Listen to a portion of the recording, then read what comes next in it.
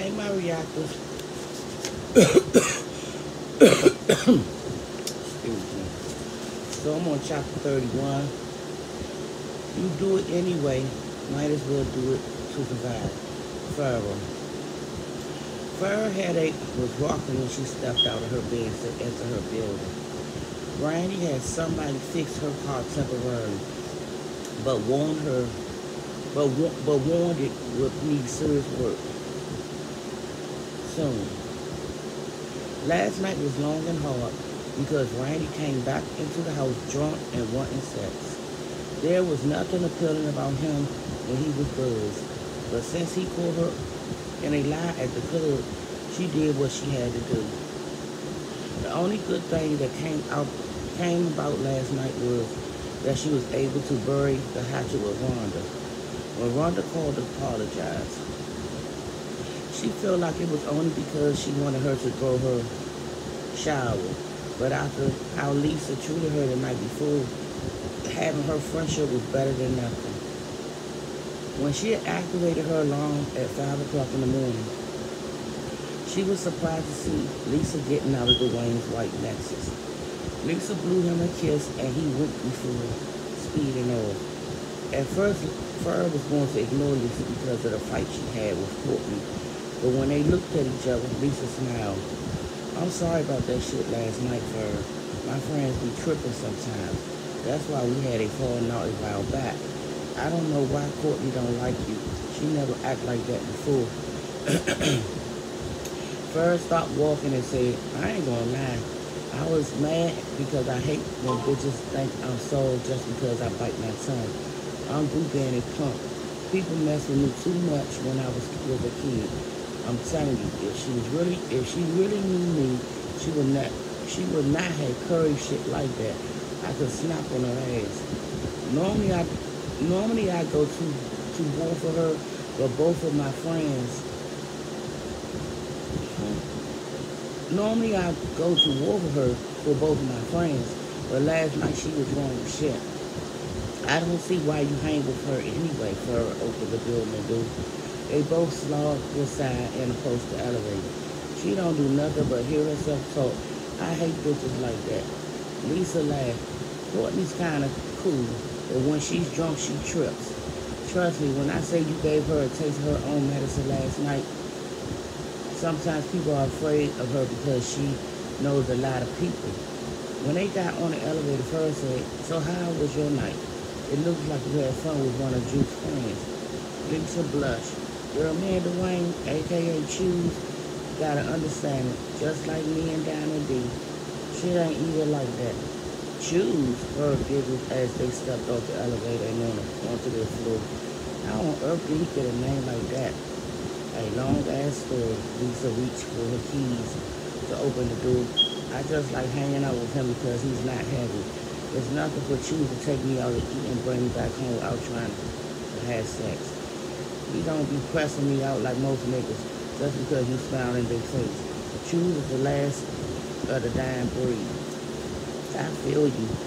When Fur opened up the apartment and stepped inside, they couldn't believe their eyes. Major and Killer on the floor asleep, wearing her ex-boyfriend clothes, while Mia was on the sofa with the one man who made her heart skip the beat. What the fuck is going on? She whispered to herself.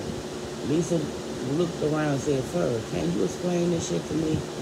I don't know what the fuck is all this about, she shrugged. She saw me walk in here just like you saw me walk in here just like you did. Lisa tramped into the living room and said, can somebody tell me what's going on? Everybody shuffled, but Slade was the first to rise. The moment he looked at her, she said, I'm going to check on our rooms. She looked at him again before walking by. When Fur was alone, she paced the floor. Her puppies jumped around her ankle and she picked them up and placed them in the bathroom. She was just about to go into the living room when she heard Lisa scream from the hallway. Oh, Lisa yelled. What the fuck is going on in here? On my new sheets. Fur rushed to the room to see Chloe buck naked in a bed with audio. Lisa knew Gucci dress was laying on the floor, destroyed, and then her closet was wide open. The Baker boys and Mia stood outside of Lisa's door, waiting to see what will happen next. Lisa walked inside, picked up her dress, and said, "Ferg, what the fuck is up with your sisters?" She raised the dress in the air as if it was summer from the Lion King. When I moved in, I said I needed my privacy and I didn't want anybody going through my shit. Lisa, you can't be blaming me for this shit. I walked in here with you. But this is your family and they in my room. Tears rolled down her face. I was going to wear this to the show. I ain't signed up for none of this shit. I feel violated. Lisa, I'm sorry, Ferg said softly. I would have never allowed her in here to wear your clothes if I was home. She addressed her sister. Chloe, what are you doing here anyway? Ferg was enraged. Before I left out last night, I told you not to go into her shit. Chloe got him and said, what it look like I'm doing. She grabbed Lisa a special sheet and wrapped it around her body as if she owned it. I was having sex until you came in here with all this bullshit and interrupted us. Oh, and before I forget, she walked to the dresser and handed her the note from Dr. Martin. This message is for you. Lisa looked at the stationery and all her jaws dropped. You went in my drawers too? Chloe, get your shit and get out of this girl's room, Mia interrupted. I should have known I couldn't go to sleep with you in this house with that boy.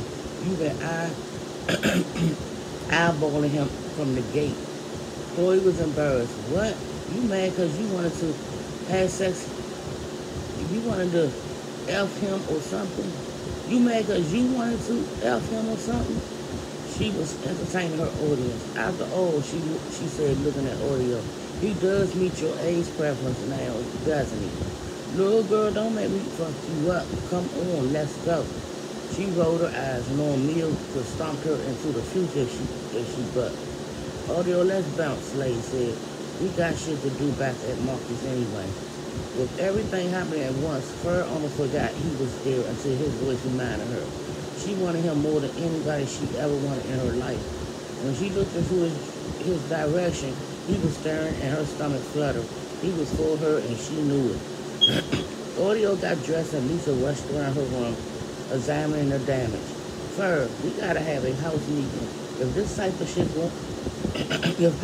shit going on, I'm not going to be able to stay here. For real. I'm not going to let nobody disrespect me.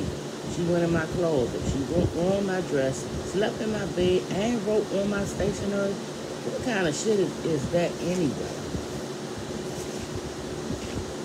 So what you want my sister to do? Throw us out or something? Mia yelled, stepping up to Lisa, because it seems like you hitting around too. Call it what you want, bitch, Lisa said, stepping close to Mia, because I think I made myself clear. Bitch, Mia repeated, preparing to pull a few patches out of her head. Paul, I will murder you. Killing Major held her back before she leaped on her. For either they leave or I will, Lisa continued. I'm not about to put up with nobody jumping in my face and shit. My own mama don't get in my face, and I'm damn sure not going to take it from nobody else. Fuck that. Can everybody just calm down, please, for a year? We still got people in the house. There was a lot of shrieking and fussing until there was a knock at the door. Since the Baker boys were able to keep Mia from scratching Lisa's eyes out, Ferg decided to see who was there. When she opened and she saw her neighbor from down the hall. Hey, you used to fuck with Zone, right? Monkey asked, pointing at her. Yeah, so, she said with her hands on her hip. No reason, he shrugged. Me and Zone were good people. Well, how come I don't remember him talking about you? We weren't that close, but I was fucked up when I heard what happened. He looked deep into the apartment and saw his cousin. I'm here to get my people, he pointed at them, my cousins. Slade looked at Ferg before walking out the door, and his brothers followed him. Ferg was just about to close the door when Marcus said, Yo, you better be careful. Shit been happening in this building. A lot of people are coming up missing, even a fat kid across the hallway. When Lisa left to go over to Courtney's, the house was at... When Lisa left to go over to Courtney, the house was at peace. Mia and Chloe were in the living room watching the movie Friday for the 100th time, while Ferg felt the desire to get what she needed to survive before remembering she had some in her room. Ferg grabbed the cooler and set it on the bed going into the bathroom to throw cold water on her face. When she came out, Chloe was sitting on the bed holding an empty vial of her medicine. She just finished swallowing it all. Oh my God, Fern, what is that? She pointed at the tube. What are you drinking? The question is, why you swallowing my shit? You've been here less than 2 days and already you in everybody's shit. That's your problem. You don't respect people's privacy. Fern put the vial back in the cooler and stood over her. What the fuck is that stuff you drinking? Chloe screamed, wiping her lips. What is that? It tastes like... Shut up, Fern screamed, looking at her with evil eyes. She knew what it was, but didn't want to say it out loud. All she knew was that it worked, and that was all she cared about. Look at me, Chloe. Look at my skin. She stood up and walked over to her sister. This shit has done more for me in a month than Dr. Martin could do in years. I'm getting better, Chloe. I know you see it. She smeared makeup off her face so that she could see her tongue clearly. You see, I don't even have to wear makeup anymore. I found the answer to our problem. But you can't drink that, Chloe yelled as tears rolled down her eyes. It can't be good for you. Fern felt like smacking her. She knew people wouldn't understand. That's why before her grandmother, she never told a soul. Even Cosmo was unaware of her plan of action. I'ma tell Mama, Chloe acted as if she was still a kid. I don't give a fuck what you tell that woman. Then I'ma tell everybody else that the people gonna be calling you a freak. Fern couldn't take it no more. It was bad enough she couldn't fuck her man. Now she was in her bedroom making her feel like shit. She pushed her back on the bed and crawled over her body before she smacked her again and again. It wasn't until Fern realized that she wasn't fighting back that she stopped. Chloe had shit with her, but at the end of the day, they were still sisters. When Fern saw her body curled up in the bed, she sat next to her and touched her back. I'm sorry, Chloe. You my baby sister, and I didn't want to hurt you like that. Fern, she said, wiping her tears off her face. Why are you drinking that shit? I don't understand. I had to do this for me, Chloe, and you can't tell nobody because I'm going to get locked up if people find out. They not going to understand.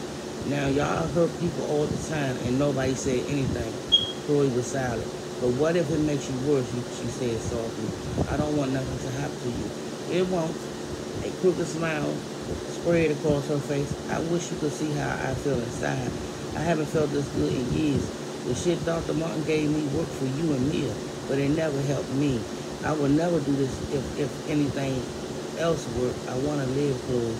Dr. Martin called last night. That was the number on the paper. For what? He said you were doing something that's not good for you. Now I know what. He said Grandma called him. Fern walked away and looked into her mirror. She called him for real.